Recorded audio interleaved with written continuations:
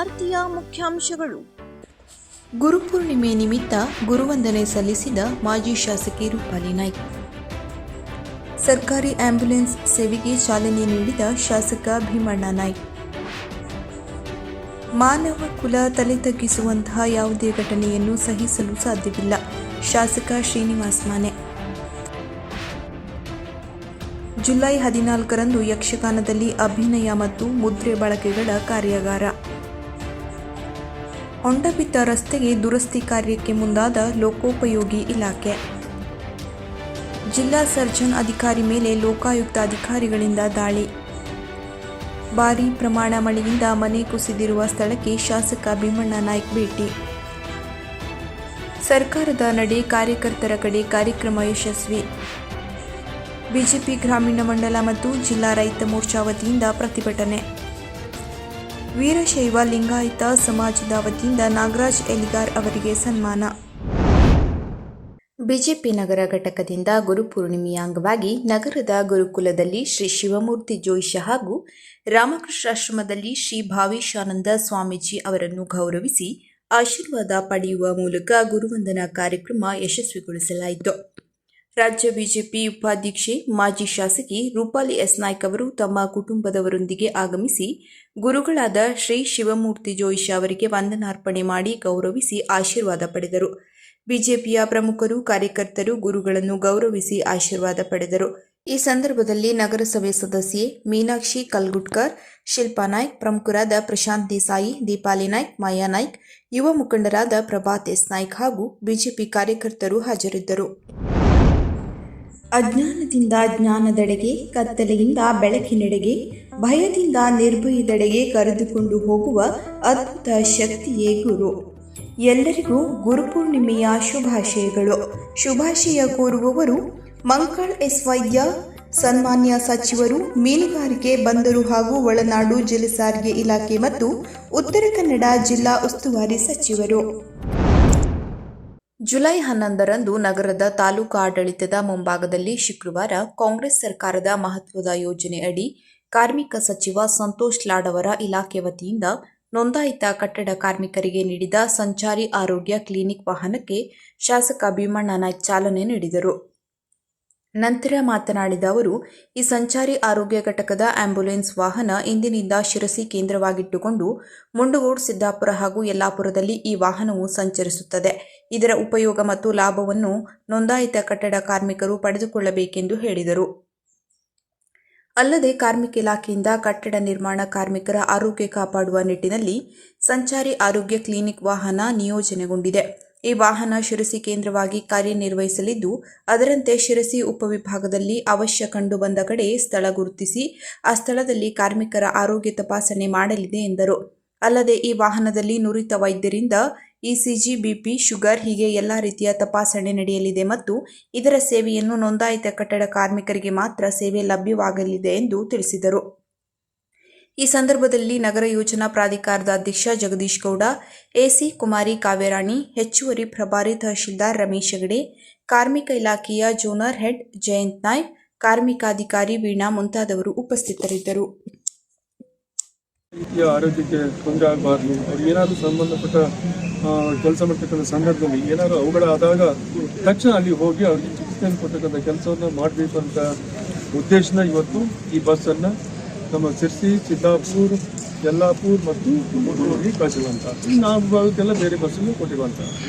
ಹೀಗೆ ಇವತ್ತು ಸರ್ಕಾರ ಕೊಟ್ಟಿರ್ತಕ್ಕಂಥ ಈ ಬಸ್ಸನ್ನು ಆ ಕಟ್ಟಡ ಕಾರ್ಮಿಕರು ಎಲ್ಲರೂ ಕೂಡ ಅದರ ಉಪಯೋಗವನ್ನು ಪಡ್ಕೊಳ್ತಕ್ಕಂಥ ಜನರನ್ನು ಬಂದ್ಪಡಿ ಈ ಬಸ್ಸಲ್ಲಿರ್ತಕ್ಕಂಥ ಡಾಕ್ಟರ್ಸ್ ಎಲ್ಲರೂ ಕೂಡ ಸರ್ಕಾರಕ್ಕೆ ಹೋಗಿ ಅವ್ರಿಗೆ ಚಿಕಿತ್ಸೆ ಕೊಡ್ತಕ್ಕಂಥ ವ್ಯವಸ್ಥೆ ಆಗಿದ್ದು ನಾನು ಒಂದು ವಿನಂತಿ ಮಾಡ್ಕೊತೀನಿ, ಆ ಚಿಕಿತ್ಸೆ ಕೊಡ್ತಕ್ಕಂಥದ್ದು ಆಗಬಾರ್ದು. ಯಾಕಂದರೆ ಕಟ್ಟಡ ಕಾರ್ಮಿಕರು ಅವ್ರಿಗೆ ಕೆಲಸ ಮಾಡ್ತಕ್ಕಂಥ ಸಂದರ್ಭದಲ್ಲಿ ಯಾವುದೇ ರೀತಿ ಅವುಗಳ ಆಗಬಾರ್ದು, ಯಾರು ಬಯಸುವಂಥಕ್ಕಂಥ ಆರೋಗ್ಯ ಇರ್ಬೇಕಾಗುತ್ತೆ.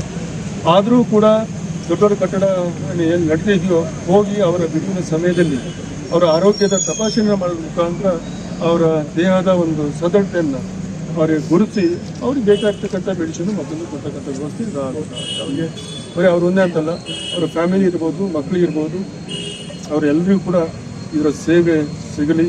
ಸರ್ಕಾರ ಸೇವೆ ಅನ್ನುವಂಥದ್ದು ದೇವರ ಸೇವೆ ಮಾಡಬೇಕು. ಹಾಗೆ ಭಕ್ತಿಪೂರ್ವಕ ನಮನಗಳು.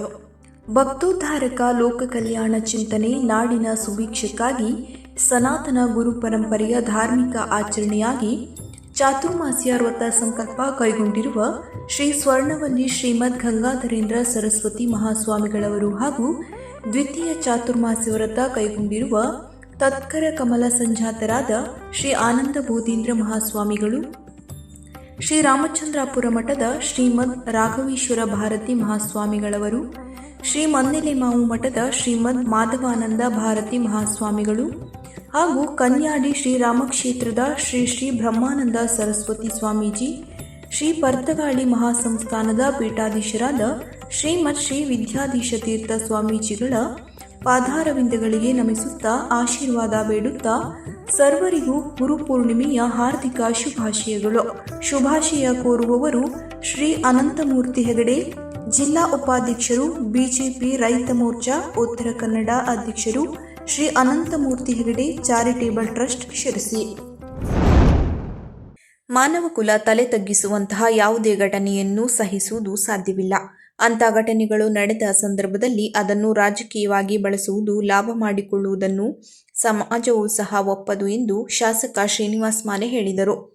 ಶುಕ್ರವಾರ ತಾಲೂಕಿನ ಕಾಡಶೆಟ್ಟಿಹಳ್ಳಿ ಗ್ರಾಮದ ಪಂಚಾಕ್ಷರಿ ಗವಾಯಿಗಳ ಮತ್ತು ಹಕ್ಕಲ ಬಸವೇಶ್ವರ ದೇವಸ್ಥಾನಗಳ ಶುದ್ಧೀಕರಣದ ಹಿನ್ನೆಲೆಯಲ್ಲಿ ನಡೆದ ಹೋಮ ಹವನ ಹಾಗೂ ಪೂಜಾ ಕಾರ್ಯಕ್ರಮದಲ್ಲಿ ಭಾಗವಹಿಸಿ ಅವರು ಮಾತನಾಡಿದರು.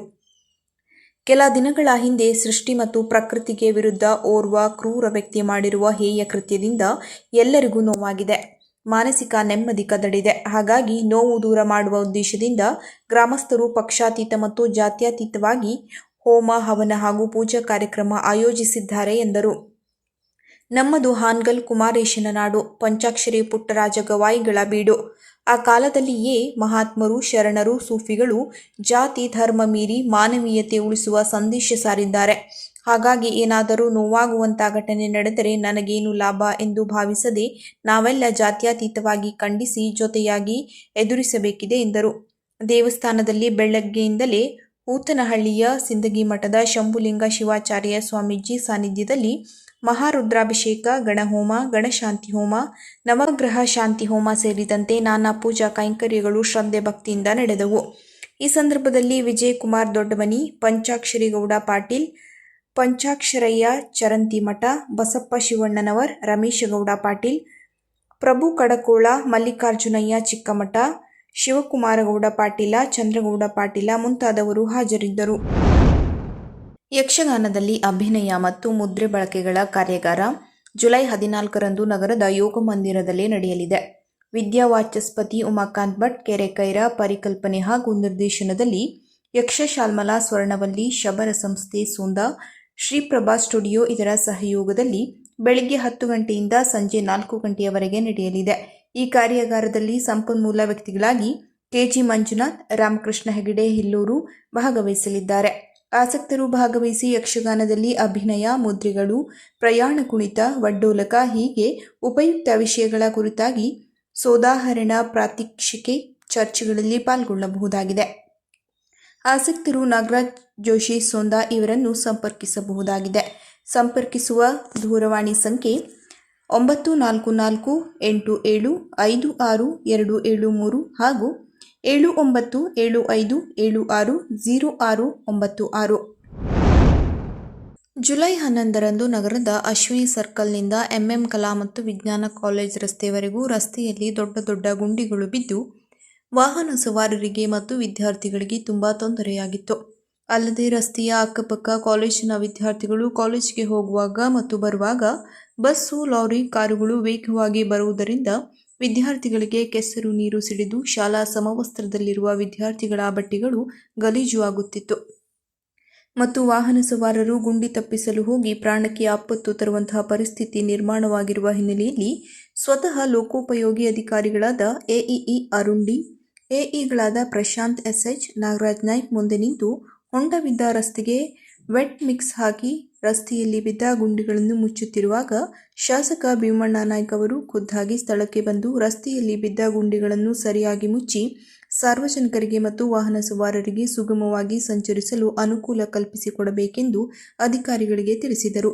ಈ ಸಂದರ್ಭದಲ್ಲಿ ನಗರ ಯೋಜನಾ ಪ್ರಾಧಿಕಾರದ ಅಧ್ಯಕ್ಷ ಜಗದೀಶ್ ಗೌಡ, ನಗರಸಭೆ ಸದಸ್ಯ ಪ್ರದೀಪ್ ಶೆಟ್ಟಿ ಹಾಜರಿದ್ದರು.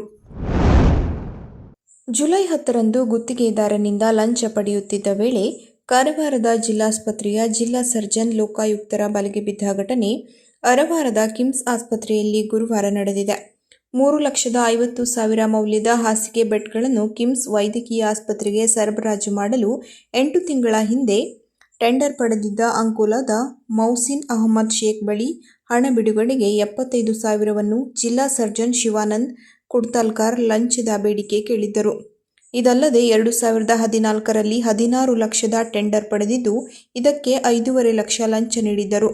ಆದರೆ ಇದೀಗ ಮತ್ತೆ ಚಿಕ್ಕ ಟೆಂಡರ್ಗೆ 75,000 ಲಂಚ ಕೇಳಿದ್ದು, ಮೊನ್ನೆ ರಾತ್ರಿ 20,000 ಹಣ ಪಡೆದಿದ್ದ ಜಿಲ್ಲಾ ಸರ್ಜನ್ ಶಿವಾನಂದ್ ಕುಡ್ತಾಲ್ಕರ್ ಇಂದು ಮತ್ತೆ 30,000 ರೂಪಾಯಿಯನ್ನು ಪಡೆಯುತ್ತಿರುವ ವೇಳೆ ಲೋಕಾಯುಕ್ತ ಡಿವೈಎಸ್ಪಿ ಧನ್ಯಾ ನಾಯ್ಕ್ ನೇತೃತ್ವದಲ್ಲಿ ದಾಳಿ ನಡೆಸಿ ವಶಕ್ಕೆ ಪಡೆದಿದ್ದಾರೆ. ಶಿವಾನಂದ್ ಕುಡ್ತಾಲ್ಕರ್ ಅವರ ಮೇಲೆ ಈ ಹಿಂದೆಯೂ ಆರೋಪ ಇತ್ತು. ಆದರೆ ಯಾರೂ ಕೂಡ ದೂರು ನೀಡಲು ಮುಂದೆ ಬರಲಿಲ್ಲ. ದೂರುದಾರರೇ ಹಣ ಕೊಟ್ಟಿರುವ ಬಗ್ಗೆ ಹೇಳಿದ್ದರು. ಆದರೆ ದಾಖಲೆ ನೀಡಿಲ್ಲ. ಇದೀಗ ದೂರು ನೀಡಿದ್ದು ದಾಳಿ ನಡೆಸಲಾಗಿದೆ. ಸದ್ಯ ಆಸ್ಪತ್ರೆಯ ಅವರ ಕಚೇರಿಯಲ್ಲಿ ಮಾತ್ರ ದಾಳಿ ನಡೆಸಿ ಪರಿಶೀಲನೆ ನಡೆಸಲಾಗಿದೆ. ಶಿವಾನಂದ ಕುಡ್ತಾಲ್ಕರ್ ಅವರ ಮನೆಯಲ್ಲಿಯೂ ಪರಿಶೀಲನೆ ನಡೆಯಲಿದೆ. ಎಲ್ಲಾ ರೀತಿಯಿಂದಲೂ ತನಿಖೆ ನಡೆಸಿ ಮುಂದಿನ ಕ್ರಮ ಕೈಗೊಳ್ಳುವುದಾಗಿ ಲೋಕಾಯುಕ್ತ ಅಧಿಕಾರಿಗಳು ತಿಳಿಸಿದ್ದಾರೆ. ಜುಲೈ 10ರಂದು ಗುರುವಾರ ತಾಲೂಕಿನ ಕೊಡ್ನಗದ್ದೆ ಗ್ರಾಮ ಪಂಚಾಯತ್ ವ್ಯಾಪ್ತಿಯ ಹಲಸನಕೊಪ್ಪದಲ್ಲಿ ಅತಿಯಾದ ಮಳೆಯಿಂದಾಗಿ ಮನೆ ಕುಸಿದಿರುವ ಹಿನ್ನೆಲೆಯಲ್ಲಿ ಶಾಸಕ ಭೀಮಣ್ಣ ನಾಯ್ಕ ಅವರು ಮಧುರ ಮಾಸ್ತ್ಯ ದಿವಾಡಿಗ ಅವರ ಮನೆಗೆ ಗುರುವಾರ ಭೇಟಿ ನೀಡಿ ಸಾಂತ್ವನ ಹೇಳಿದರು. ಅಲ್ಲದೆ ಸರ್ಕಾರದಿಂದ ಬಂದಿರುವ ಪರಿಹಾರಧನವನ್ನು ಸಂತ್ರಸ್ತರ ಕುಟುಂಬಕ್ಕೆ ವಿತರಿಸಿ ಮತ್ತು ತಮ್ಮಿಂದಾದ ವೈಯಕ್ತಿಕ ನೆರವನ್ನು ಸಹ ನೀಡಿ ಧೈರ್ಯ ತುಂಬಿದರು. ಅಲ್ಲದೆ ಮುಂದಿನ ದಿನಗಳಲ್ಲಿ ಗ್ರಾಮ ಪಂಚಾಯತ್ ವಸತಿ ಯೋಜನೆಯಡಿ ಮನೆ ನೀಡಲು ಸ್ಥಳದಲ್ಲಿಯೇ ಸಂಬಂಧಪಟ್ಟ ಅಧಿಕಾರಿಗಳಿಗೆ ಸೂಚಿಸಿದರು. ಈ ಸಂದರ್ಭದಲ್ಲಿ ನಗರ ಯೋಜನಾ ಪ್ರಾಧಿಕಾರದ ಅಧ್ಯಕ್ಷ ಜಗದೀಶ್ ಗೌಡ ಮತ್ತು ಅಧಿಕಾರಿಗಳು ಹಾಗೂ ಗ್ರಾಮಸ್ಥರು ಉಪಸ್ಥಿತರಿದ್ದರು. ಜುಲೈ 9ರಂದು ಉತ್ತರ ಕನ್ನಡ ಜಿಲ್ಲಾ ಉಸ್ತುವಾರಿ ಸಚಿವರಾದ ಮಂಕಾಳ್ ವೈದ್ಯ ಅವರು ಇಂದು ಯಲ್ಲಾಪುರ ಪಟ್ಟಣ ಅಡಿಕೆ ಭವನದಲ್ಲಿ ಸರ್ಕಾರದ ನಡೆ ಕಾರ್ಯಕರ್ತರ ಕಡೆ ಕಾರ್ಯಕ್ರಮವನ್ನು ದೀಪ ಬೆಳಗಿಸುವುದರ ಮೂಲಕವಾಗಿ ಉದ್ಘಾಟಿಸಿದರು. ಕಾರ್ಯಕ್ರಮವನ್ನು ಉದ್ದೇಶಿಸಿ ಮಾತನಾಡಿದ ಕಾರ್ಯಕರ್ತರ ಅಹವಾಲನ್ನು ಸ್ವೀಕರಿಸಿದರು. ಜಿಲ್ಲಾ ಕಾಂಗ್ರೆಸ್ ಅಧ್ಯಕ್ಷರಾದ ಸಾಯಿನಾಥ್ ಕಾಂವ್ಕರ್, ಯಲ್ಲಾಪುರ ವಿಧಾನಸಭಾ ಕ್ಷೇತ್ರದ ಉಸ್ತುವಾರಿಗಳಾದ ರಾಬರ್ಟ್ ದದ್ದಾಪುರಿ, ಮಾಜಿ ಶಾಸಕರಾದ ವಿಎಸ್ ಪಾಟೀಲ್ ಹಾಗೂ ಕೆಪಿಸಿಸಿ ಸದಸ್ಯರಾದ ವಿವೇಕ್ ಹೆಬ್ಬಾರ್ ಅವರು ಪಾಲ್ಗೊಂಡು ಕಾರ್ಯಕರ್ತರನ್ನು ಉದ್ದೇಶಿಸಿ ಮಾತನಾಡಿದರು. ಈ ಸಂದರ್ಭದಲ್ಲಿ ಬ್ಲಾಕ್ ಕಾಂಗ್ರೆಸ್ ಅಧ್ಯಕ್ಷರಾದ ಗಣಪತಿ ನಾಯ್ಕ್, ವಿಎಸ್ ಭಟ್, ಕೃಷ್ಣ ಹಿರೇಹಳ್ಳಿ, ನಿಕಟಪೂರ್ವ ಅಧ್ಯಕ್ಷರಾದ NK Bhat, CF Naik, guarantee ಸಮಿತಿಯ ಜಿಲ್ಲಾಧ್ಯಕ್ಷರಾದ ಸತೀಶ್ ನಾಯ್ಕ್, ಎಐಸಿಸಿ ಹಿಂದುಳಿದ ವರ್ಗಗಳ ವಿಭಾಗದ ಸಂಯೋಜಕರಾದ ನಾಗರಾಜ್ ನಾರ್ವೇಕರ್, ಜಿಲ್ಲಾ ಹಿಂದುಳಿದ ವರ್ಗಗಳ ಉಪಾಧ್ಯಕ್ಷರಾದ ಪ್ರೇಮಾನಂದ್ ನಾಯ್ಕ್, ಪ್ರಧಾನ ಕಾರ್ಯದರ್ಶಿ ದ್ಯಾಮಣ್ಣ ದೊಡ್ಮನಿ, ಪರಿಶಿಷ್ಟ ಜಾತಿ ವಿಭಾಗದ ಜಿಲ್ಲಾಧ್ಯಕ್ಷರಾದ ಬಸವರಾಜ್ ದೊಡ್ಮನಿ, ಜಿಲ್ಲಾ ಕಾಂಗ್ರೆಸ್ ಪ್ರಧಾನ ಕಾರ್ಯದರ್ಶಿ ರವಿ ಭಟ್ ಬರಗದ್ದೆ, ಜಿಲ್ಲಾ ಸೇವಾದಳದ ಅಧ್ಯಕ್ಷರಾದ ಪ್ರಶಾಂತ್ ಸಬಾಹಿತ, ಮಹಿಳಾ ಕಾಂಗ್ರೆಸ್ನ ಜ್ಯೋತಿ ಪಾಟೀಲ್, ಸರಸ್ವತಿ ಗುನ್ಗ, ಶ್ರೀಲತಾ ಕಾಳೇರಮನಿ, ಸಲ್ಮಾ ಶೇರ್ಖಾನಿ, ಪೂಜಾ ನೇತ್ರೇಕರ್, ಪಟ್ಟಣ ಪಂಚಾಯತ್ ಅಧ್ಯಕ್ಷರಾದ ನರ್ಮದಾ ನಾಯ್ಕ್, ಅಲ್ಪಸಂಖ್ಯಾತ ಘಟಕದ ಅಧ್ಯಕ್ಷರಾದ ಫೈರೋಜ್ ಶೇಖ್, ಕಾರ್ಯಕರ್ತರು ಮುಂತಾದವರು ಉಪಸ್ಥಿತರಿದ್ದರು. ಜುಲೈ 9ರಂದು ಬಿಜೆಪಿ ಗ್ರಾಮೀಣ ಮಂಡಳ ಹಾಗೂ ಜಿಲ್ಲಾ ರೈತ ಮೋರ್ಚಾ ವತಿಯಿಂದ ಬನವಾಸಿ ಗ್ರಾಮ ಪಂಚಾಯತ್ ಕಚೇರಿ ಎದುರು ಕಾಂಗ್ರೆಸ್ ಸರ್ಕಾರದ ವಿರುದ್ಧ ಬುಧವಾರ ಪ್ರತಿಭಟನೆ ಮಾಡಲಾಯಿತು. ಅಲ್ಲದೆ ರಾಜ್ಯ ಸರ್ಕಾರದ ವಿರುದ್ಧ ಆಕ್ರೋಶ ವ್ಯಕ್ತಪಡಿಸಿ ಅಕ್ರಮ ಸಕ್ರಮ ಅರ್ಜಿ ತಿರಸ್ಕರಿಸುವುದು, 9/11 ನಿವೇಶನಗಳ ಸಮಸ್ಯೆ, ಗ್ರಾಮೀಣ ರಸ್ತೆಗಳ ದುರಸ್ತಿ, ಹೊಸ ಆಶ್ರಯ ಮನೆಗಳ ಮಂಜೂರಾತಿ, ಹಿಂದಿನ ಆಶ್ರಯ ಮನೆಗಳ ಹಣ ಬಿಡುಗಡೆ, ವೃದ್ಧಾಪ್ಯ ಮೇಲಿನ ಸಂಧ್ಯಾ ಸುರಕ್ಷಾ ಪಿಂಚಣಿ ರದ್ದತಿ, ವಿದ್ಯುತ್ ದರ ಏರಿಕೆ, ನಿರಂತರ ವಿದ್ಯುತ್ ಕೊರತೆ ಆಕ್ಷೇಪಿಸಿ ರಾಜ್ಯ ಸರ್ಕಾರದ ನಿರ್ಲಕ್ಷ್ಯ ಧೋರಣೆಯನ್ನು ಖಂಡಿಸಿದರು. ಪ್ರತಿಭಟನೆ ನೇತೃತ್ವ ವಹಿಸಿದ್ದ ಬಿಜೆಪಿ ಜಿಲ್ಲಾ ರೈತ ಮೋರ್ಚಾ ಅಧ್ಯಕ್ಷ ರಮೇಶ್ ನಾಯ್ಕ್ ಮಾತನಾಡಿ, ರಾಜ್ಯ ಸರ್ಕಾರ ಗ್ಯಾರಂಟಿ ನೀಡಿ ಹಿಂದಿನ ಸರ್ಕಾರ ಅನುಷ್ಠಾನಗೊಳಿಸಿದ ಯೋಜನೆಗಳನ್ನು ಸ್ಥಗಿತಗೊಳಿಸಿದೆ. ಗ್ರಾಮ ಪಂಚಾಯತ್ಗಳಿಂದ ಸೌಲಭ್ಯ ತೆಗೆದು ತಹಶೀಲ್ದಾರ್, ಜಿಲ್ಲಾಧಿಕಾರಿಗಳ ಕಚೇರಿ ಅಲಿಯುವ ಸ್ಥಿತಿ ನಿರ್ಮಾಣ ಮಾಡಿದೆ. ರಾಜ್ಯ ಸರ್ಕಾರ ಅಧಿಕಾರಕ್ಕೆ ಬಂದು 2 ವರ್ಷವಾದರೂ ಆಶ್ರಯ ಮನೆಗಳನ್ನು ನೀಡಲು ಸಾಧ್ಯವಾಗಿಲ್ಲ. 500 ಮೀಟರ್ ರಸ್ತೆ ನಿರ್ಮಿಸಲು ಇವರಲ್ಲಿ ಆಗಿಲ್ಲ. ಆಶ್ರಯ ಮನೆಗಳಿಗೆ ಹಣ ಬಿಡುಗಡೆ ಲಂಚ ನೀಡುವ ಪರಿಸ್ಥಿತಿಯನ್ನು ತಂದಿಟ್ಟಿದೆ ಎಂದು ವಾಗ್ದಾಳಿ ನಡೆಸಿದರು. ನಂತರ ಮಾತನಾಡಿದ ಅನಂತಮೂರ್ತಿ ಹೆಗಡೆ ಅವರು, ಗ್ಯಾರಂಟಿ ಯೋಜನೆಯಲ್ಲಿ ಮಹಿಳೆಯರಿಗೆ ಉಚಿತ ಪ್ರಯಾಣದ ಅವಕಾಶ ನೀಡಿರುವುದು ಸ್ವಾಗತಾರ್ಹವಾದರೂ ಸಾರಿಗೆ ಸಂಸ್ಥೆಗಳಿಗೆ ಸರ್ಕಾರ ಹಣ ಬಿಡುಗಡೆ ಮಾಡದ ಪರಿಣಾಮ ಸಂಸ್ಥೆ ಬಾಗಿಲು ಹಾಕುವ ಸ್ಥಿತಿ ಬಂದಿದೆ. ಕೆಎಸ್ಆರ್ಟಿಸಿಯಲ್ಲಿ ಚಾಲಕ, ನಿರ್ವಾಹಕರು, ಮೆಕ್ಯಾನಿಕ್ ಸಿಬ್ಬಂದಿಗಳ ಕೊರತೆಯಿಂದ ದಾರಿ ಮಧ್ಯೆ ಬಸ್ಸುಗಳು ಕೆಟ್ಟು ನಿಲ್ಲುತ್ತವೆ. ಇದರಿಂದ ಶಾಲಾ ಕಾಲೇಜು ವಿದ್ಯಾರ್ಥಿಗಳು ಸಮಸ್ಯೆ ಎದುರಿಸುತ್ತಿದ್ದಾರೆ ಎಂದು ಹೇಳಿದರು. ಈ ಸಂದರ್ಭದಲ್ಲಿ ಗಣೇಶ್ ಸಣ್ಣಲಿಂಗಣ್ಣನವರ್, ಉಷಾ ಹೆಗಡೆ ಮುಂತಾದವರು ಪಾಲ್ಗೊಂಡಿದ್ದರು. ಉತ್ತರ ಕರ್ನಾಟಕ ವೀರಶೈವ ಲಿಂಗಾಯತ ವ್ಯಾಪಾರಸ್ಥರು ಹಾಗೂ ಉದ್ಯಮಿಗಳ ವತಿಯಿಂದ ಸನ್ಮಾನ ಮಾಡಲಾಯಿತು. ಇತ್ತೀಚೆಗೆ ನಡೆದ ಸಣ್ಣ ಕೈಗಾರಿಕೆಗಳ ಸಂಘದ ಚುನಾವಣೆಯಲ್ಲಿ ಕಾರ್ಯಕಾರಿಣಿ ಸದಸ್ಯರಾಗಿ ಆಯ್ಕೆಯಾದ ಶ್ರೀ ನಾಗರಾಜ್ ಎಲಿಗಾರ್ ಇವರನ್ನು ಸನ್ಮಾನಿಸಿ ಗೌರವಿಸಲಾಯಿತು. ಈ ಸಂದರ್ಭದಲ್ಲಿ ವೀರಶೈವ ಮಹಾಸಭೆಯ ಮುಖಂಡರಾದ ಪ್ರೊಫೆಸರ್ ಸವಡಿ, ಜಿಜಿ ದ್ಯಾವನಗೌಡ್ರು, ವಿಜಯಕುಮಾರ್ ಪಾಟೀಲ್, ವೀರೇಶ್ ಕೆಳಗೇರಿ, ಗಿರೀಶ್ ನಲವಡಿ, ಚಿತ್ರನಟ ಮಯೂರ್ ಖಡಿ, ವಿಜಯಕುಮಾರ್ ಗುಡ್ಡದ, ರಾಜಶೇಖರ್ ಕರ್ಕಣ್ಣವರ, ಆನಂದ ಅಮರಶೆಟ್ಟಿ, ಆರ್.ಡಿ. ಹಕಾರಿ, ಅಶೋಕ್ ಅಮ್ಮಿನಗಡ ಸೇರಿದಂತೆ ಪ್ರಮುಖ ವೀರಶೈವ ಮುಖಂಡರು ಉಪಸ್ಥಿತರಿದ್ದರು.